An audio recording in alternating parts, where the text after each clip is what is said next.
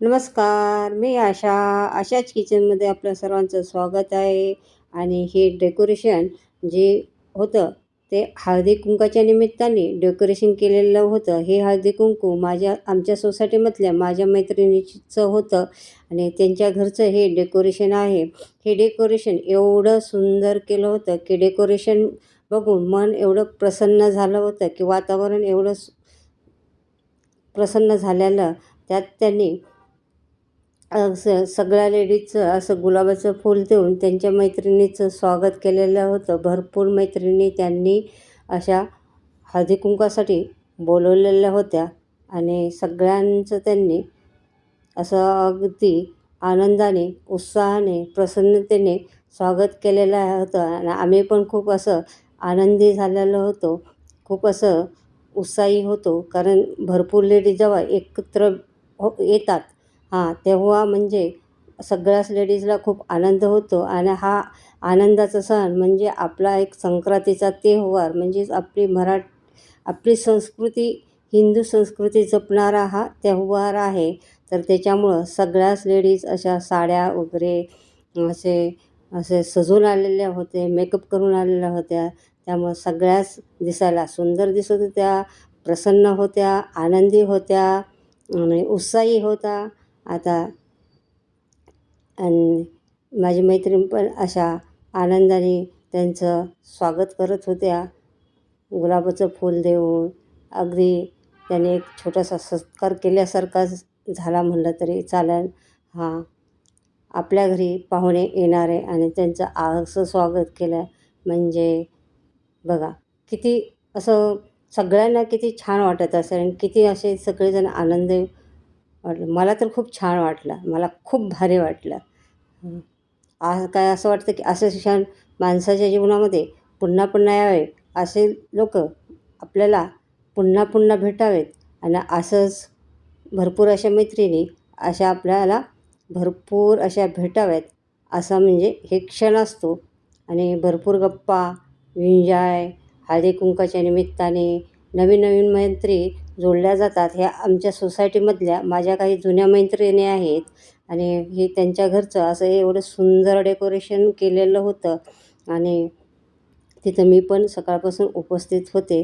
त्यामुळं मला पण ते डेकोरेशन करता आलं, बघता आलं, आनंद एन्जॉय करता आला आणि सगळ्याजणी आम्ही खूप आनंदाने, उत्साहाने हळदी-कुंकवाचा कार्यक्रम एन्जॉय केलेला होता आणि खूप असं सुंदर त्याने घर सजवलेलं. हे सोसायटीमधले आमचे सगळे मैत्रिणी सोसायटीमधल्या फॅमिली आहेत आणि हे आम्ही परत एकदा संध्याकाळी जमलेलो होतो आणि त्यांनी असं सगळ्यांना सोसायटीमध्ये बोलवलेलं आहे. त्यांच्या बाहेरच्या मैत्रिणी बोलवल्या होत्या. खूप अशा भरपूर मैत्रिणी होत्या आणि भरपूर मैत्रिणींनी एन्जॉय केलं. सगळ्यांनी हळदी-कुंकू एन्जॉय केलं. त्यांच्या घराचं त्या दिवशीचं वातावरण एवढं उत्साही, एवढं प्रसन्नतेने आणि घर असं भरभरून गेलेलं आणि खूप छान वाटत होतं. आणि अशा प्रकारे आपण सगळ्यांनी असे कार्यक्रम करावेत, एन्जॉय करावं. आपली संस्कृती नेहमी जपत राहावी आणि पुढच्या पिढीला म्हणजे या संस्कृतीचे आठवण करून द्यावी. हीच या हळदी-कुंकवाच्या कार्यक्रमानिमित्ताने सांगण्याचा माझा हेतू आहे. तर आणि असेच आपण भरपूर अशा मैत्रिणी जमा कराव्यात. मैत्रिणी, शेजारी-पाजारी असं सगळ्यांबरोबर एकतेने राहावं. याच्यामध्ये काय जपल्या जातं ते एकता जपल्या जाते, प्रेम जपल्या जातं, माया जपल्या जाते आणि सगळ्यांच्या आठवणी अशा साठवून ठेवल्या जातात. तर हे सगळ्यांनी करावं. हां, जे करत नसतील त्यांनी करावं आणि येणाऱ्या पिढीने पण, नवीन पिढीने पण हे संस्कृती जपावी.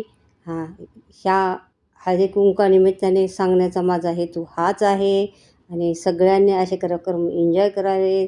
त्याच्या निमित्ताने आपण एकमेकाच्या घरी जातो, एकमेकांबरोबर चांगल्या गप्पा मारतो, एकमेकांबद्दल प्रेम वाढतं, आनंद वाढतो, उत्साह वाढतो आणि त्यानिमित्ताने आपल्याला एक दिवस असं मस्तपैकी सजण्यासाठी आपण त्या दिवशी सगळेजणं असे सुंदर दिसतात. बघा किती छान सगळेजण सजून आलेले, नटून आलेले आहे. नवीन-नवीन साड्या, वेगवेगळ्या प्रकारचे दागिने सुंदर असा मेकअप केलेला होता आणि सगळेजण खूप छान दिसत होते. एक से बढकर एक म्हटलं तरी चालेल आणि दिसायला पण एवढे सुंदर आहेत ते.